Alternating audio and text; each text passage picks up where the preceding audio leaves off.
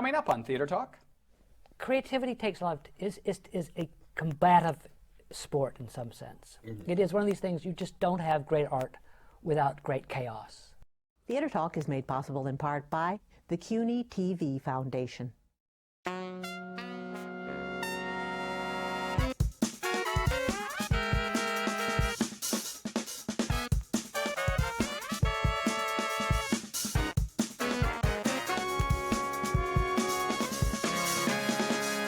It was thrilling to learn from the masters, but there was a feeling like that somehow we could be making better films. Around that time, the studio did a survey that revealed a majority of teenage moviegoers wouldn't be caught dead near a Disney movie. We were just waiting for something, anything to happen. From New York City, this is Theater Talk. I'm Michael Riedel of the New York Post. And I'm the show's producer, Susan Haskins. In the 1980s and 1990s, the Disney Animation Department was working on all cylinders, creating some classic movies like Roger Rabbit, Little Mermaid, Beauty and the Beast, and The Lion King. But behind the scenes of those great movies was all sorts of corporate intrigue and backstabbing. That's the subject of a fascinating new documentary. You're surprised this is his angle? About the animation department at Disney from 1984 to 1994. The movie is called Waking Sleeping Beauty. It has been put together by our good friend Peter Schneider, who was the president of the animation department at Disney during those years. And one of the backstabbers and intrigue makers himself, Peter Schneider. Welcome to the Theater Talk. Thank you very much, Michael. I thought that was your role, backstabbing and intrigue. No, I let you guys do it, and I simply report on it. Thank you very much. And joining Peter is our old friend Patrick Pacheco, the theater reporter for the Los Angeles Times. And Patrick has written this movie with Peter. He's leaving journalism to make a lot more money in documentary filmmaking. So, oh, there's a lot of money to be made in documentary filmmaking, right, Peter? None. Thank you. Well, welcome back to Theater Talk, Patrick. Thank you. All right, Peter.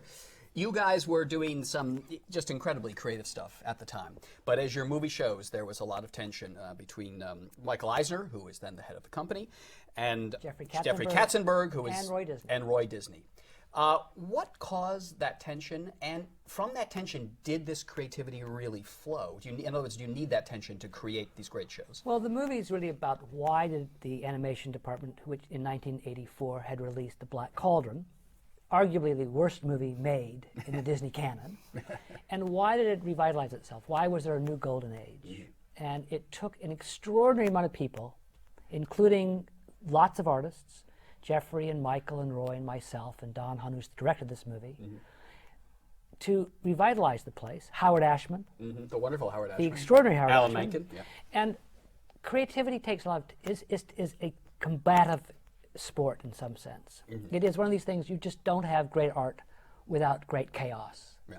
Yeah. And that's the whole point of the movie. How do you capture creativity? What happens with creativity? Why do you make good things every now and again? And then, of course, you have the intrigue. You do have people, there's a lot of money involved, a lot of egos involved, credits involved.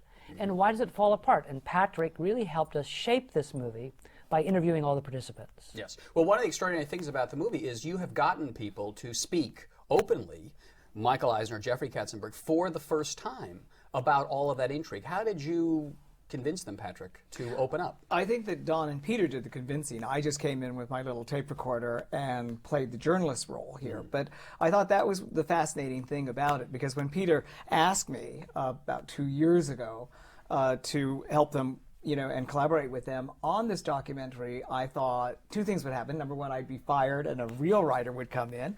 And number two, Disney would never let this see the light of day. Right. But in fact, they are. And I think the reason I was brought in, and it shows in the film itself, is that Peter has no rules. And I think that was key to the revival and the Renaissance, that you had people like Michael Eisner and Jeffrey Katzenberg and Peter Schneider who had no rules. They didn't care what people had done in the past. They wanted to know what you could do now. And I think the other reason, and Peter can speak more to this than I can, but I think that the reason that people did speak to me and to Dawn and to you is because the temperatures had cooled by this time. People were ready to talk. They wanted to tell the story. What was the basic nature of this conflict? Well, It's been well documented after this period of time that Jeffrey left and sued Michael, and Roy tried to get rid of Michael from the company. But during this period of time, it really was fundamentally about credit. Who actually did the work? Can you reward me for doing the work? Jeffrey really felt that he didn't get the respect he deserved for the amount of work that he did, in my opinion. And we documented it in the movie. Yeah. This is not a puff piece. This is not like, gosh, aren't we great? No, that's what's fascinating. It's not, yo, we did a wonderful job here. And was his objection valid? You know, it's a collective. Animation, as is theater, it takes so many people to put on a show. And the question is, who deserves the credit? Yeah, this sidebar, the thing I loved so much in your movie was seeing all these artists, the grunts, the animators. There never be grunts, Susan. Well, Susan! But I mean, cut that! Okay. No, cut that, but these wonderful cartoonists, that so many artists are there. How do you take credit? Yeah, Who deserves credit? When a movie makes $1 billion in profit, don't I deserve a bit of it? So a lot of it was, first off, when you make Little Mermaid and Rescuers Down Under and Beauty and the Beast, it was all about art. It was about changing the world. And we changed the world. That's our premise in the movie. We changed the world. And the question is, when the money comes in, shouldn't I get a piece of it? But aren't you all, though, I mean, you're in a corporate structure, and Michael Eisner is the head of Disney. Does he not legitimately get the credit for assembling the team? Absolutely. I think he gets the credit for that. Roy Disney absolutely gets the credit for saving Disney Animation. For recognizing that it was something worth saving. Correct. Yeah. And Jeffrey, I think, gets the credit for actually having the drive to do it, the marketing prowess to do it, the driven excellence to make it great. Everybody does get their credit. The question is, why do all the egos always fall out of line? And how was the money divided between Eisner and Katzenberg? Well, the money comes to the company. I mean, what was the relationship of how much they made? Well, it's well documented they got paid a lot of money. No, but, but what I'm saying is... So did you, Peter. Patrick, I don't know what your deal is. We're here to talk about art. No, but I'm saying we're talking about art. Because, Michael Eisner, is he making a whole lot more money than Katzenberg? Is that part of the ego conflict? No, I don't think it was all about money at all. No, okay. It was really much more about credit and who did what, and about getting respect. And I think we document that in the movie quite articulately. Right. Patrick, when you, as a journalist coming into this, when you were having to analyze this and put it together, could you sort of pinpoint a place where the chaos begins and the egos start to get out of control in the story of the resurgence of Disney animation? It was slow. I think when Peter talked to me about this, he gave me two goals. He said, make it dramatic and make it emotional. And right away, I discovered that the heart of the movie, the emotional heart of the movie, would be Howard Ashman, this extraordinarily talented person who played a central role in the Renaissance, who was the lyricist and writer of Beauty and the Beast and Little Mermaid. He wasn't the writer per se. He was the storyteller. Right. Yeah. Of both Little Mermaid and Beauty and the Beast. And Aladdin. worked on Aladdin as well. And of course, there's this poignant premature death that he had of an HIV-related illness. Yeah.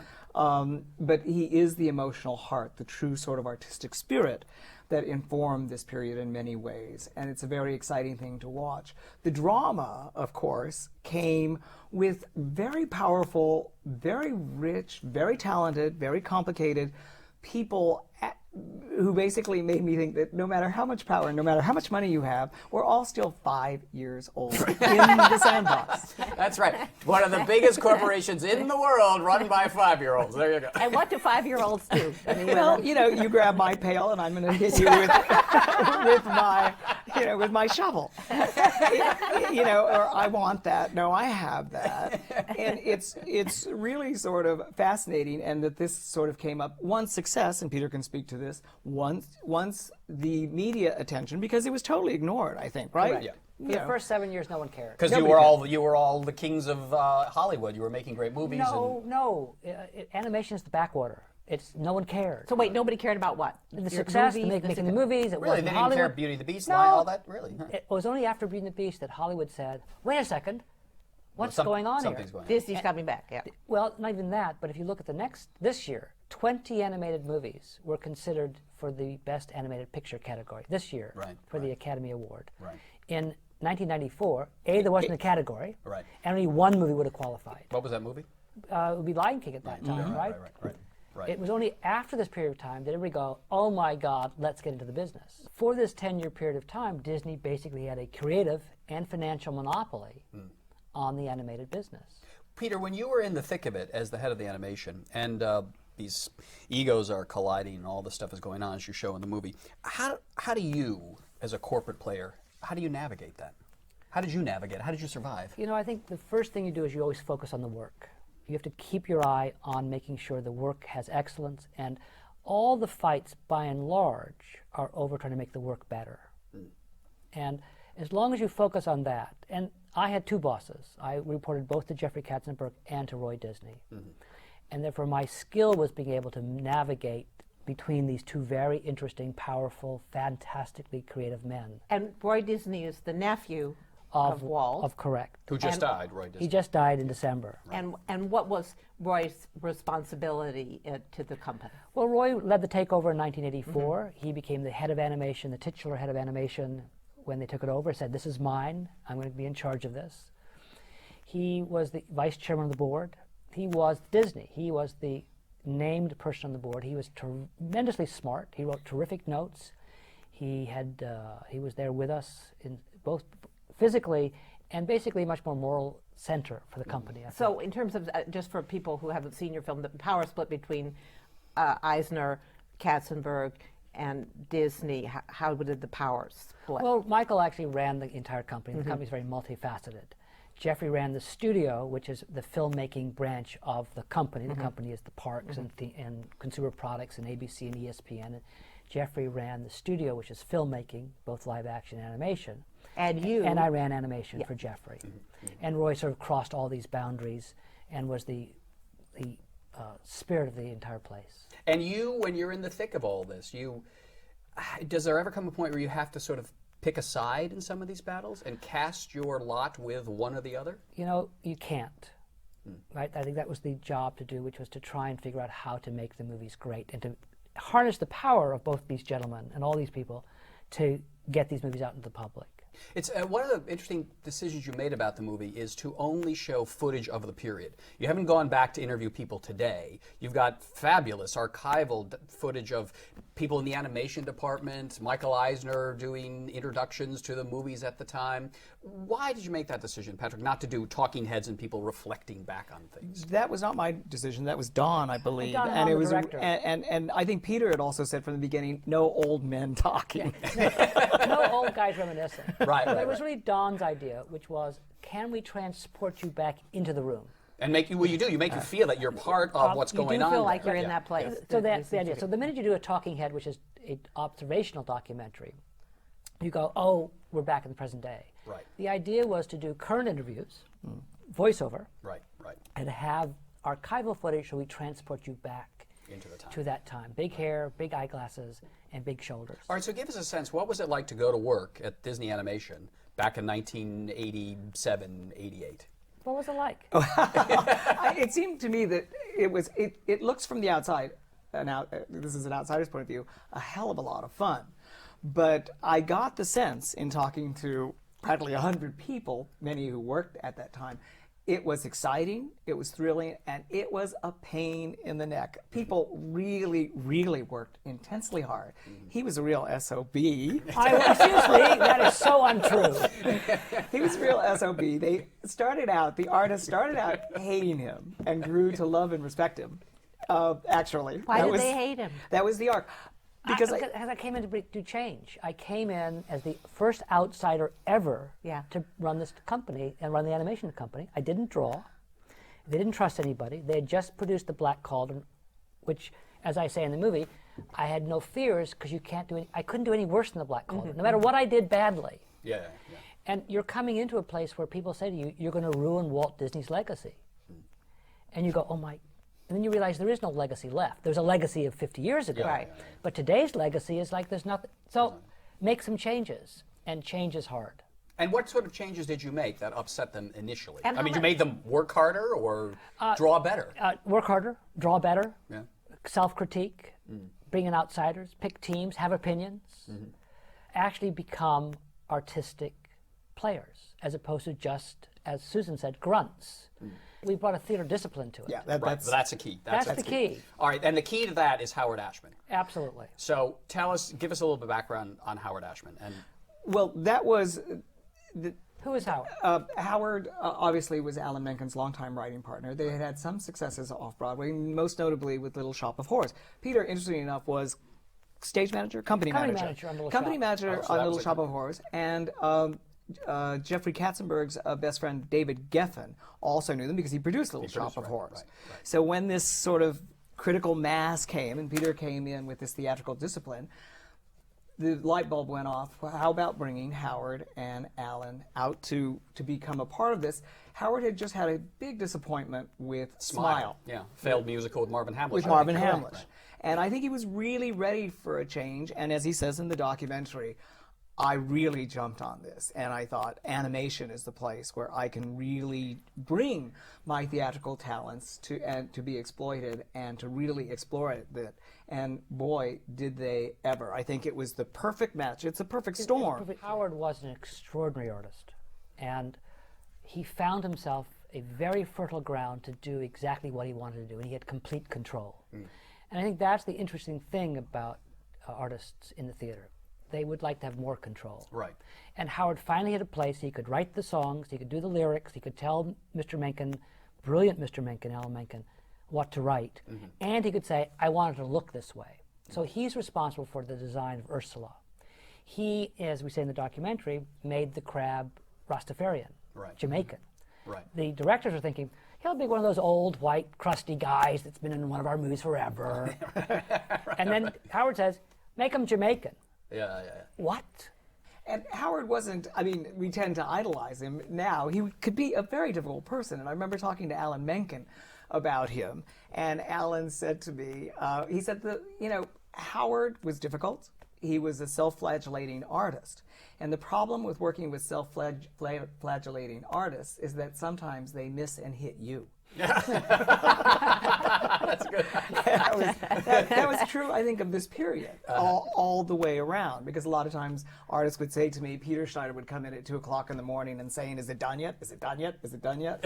And you think, I don't need this kind of pressure. But that was the kind of pressure that these artists were under. But part of what we wanted to do was capture the joy. There is so much joy in this period of time. I mean, you have no idea. Even today, artists look back and say, as much as difficult as it was, how long I worked, it was the happiest, most productive days of my life. Can you give me an example when you're working on, let's say, Beauty and the Beast or The Little Mermaid, and you are, trying to get that story moment right, that song right, that character right, the drafts. Can you give me an example of when suddenly you all realize that's it, that's the look, that's the feel? Let me give you The Lion King. Okay. Lion King, Elton John wrote the song Circle of Life. And we could not make it work. It was just a pop song that in the demo just had no feel. Was it African? We're in Africa, Susan, for pity's sake. Yeah. How do you do this? And we went to a guy called Hans Zimmer, who very famous scorer, composer. He had written an album called Power of One. Right. And he said, I can play with this. And walking by his studio one day was Lebo M, this extraordinary singer from South Africa. And he said, Lebo, give me a call. And Lebo went, right? That opening call of The Lion King. And Hans did his little thing, and we all went and heard it. And the minute he played for us what it was, we all went, oh my God, that's it. And within a week, the entire sequence had been boarded and finished. Wow. Interesting.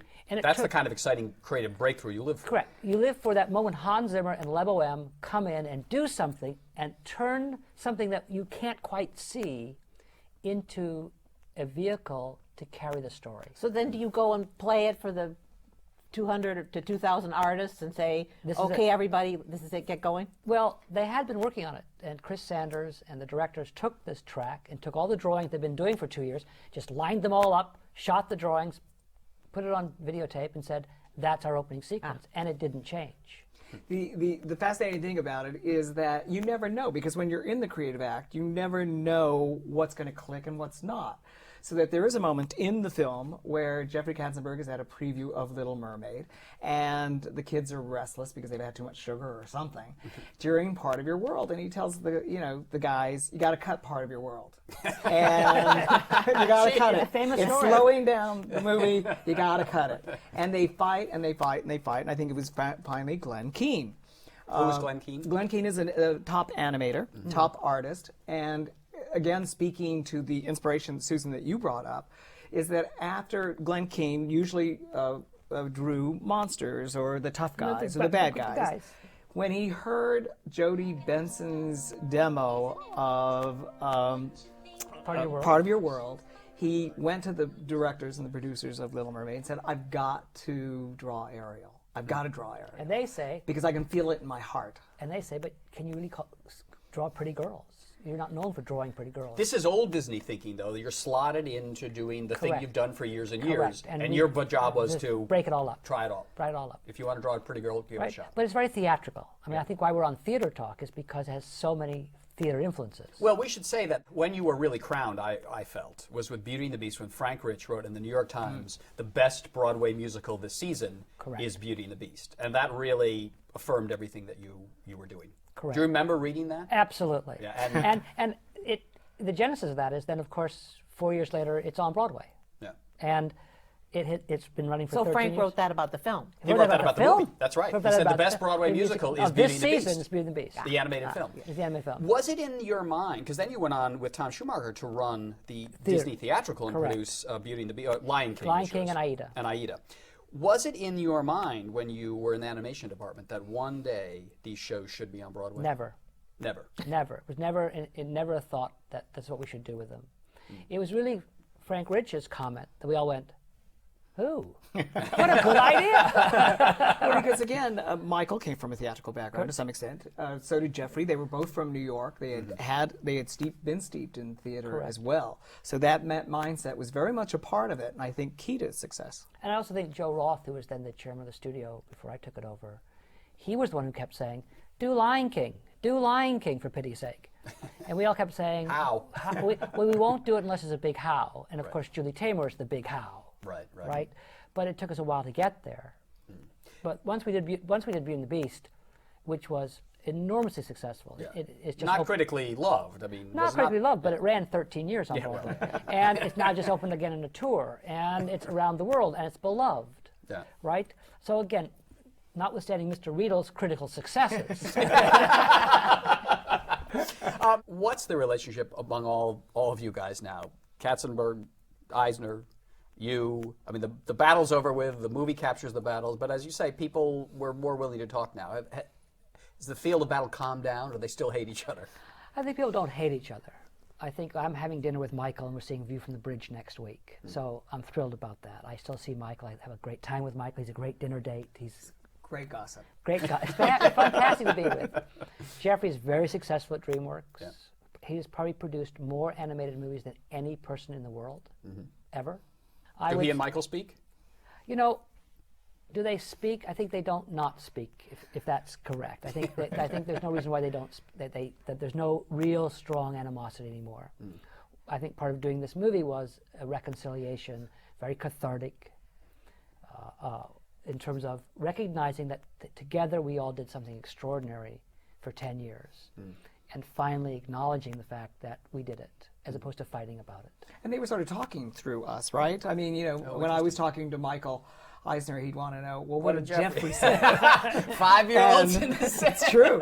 And Roy, God bless him, who's really sort of the godfather of this whole thing, would just, kind of sit there and just talk. The real heartbeat of this company was, is, and will always be the film business.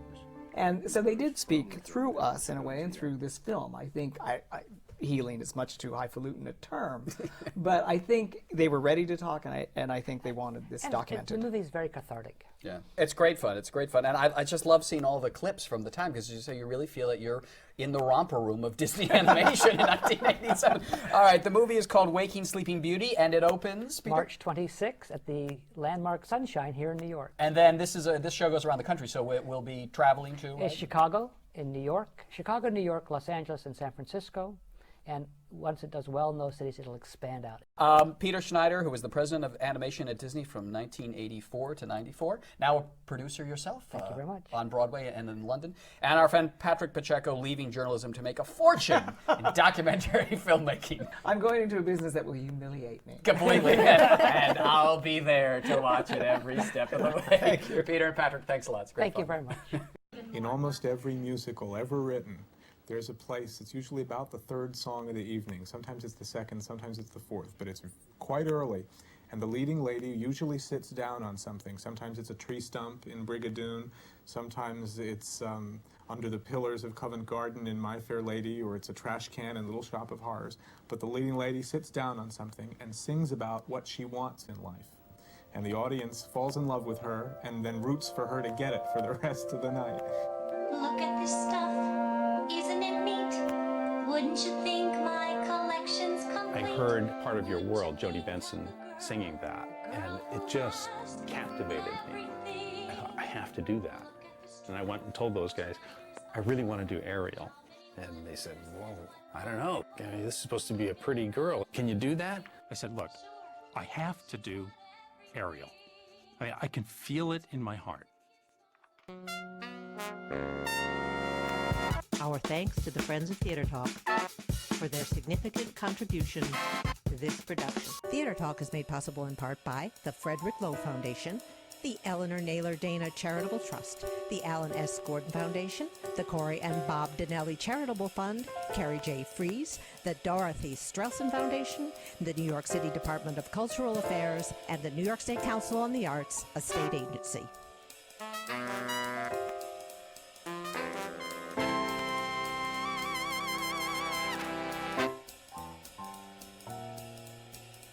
We welcome your questions or comments for Theater Talk.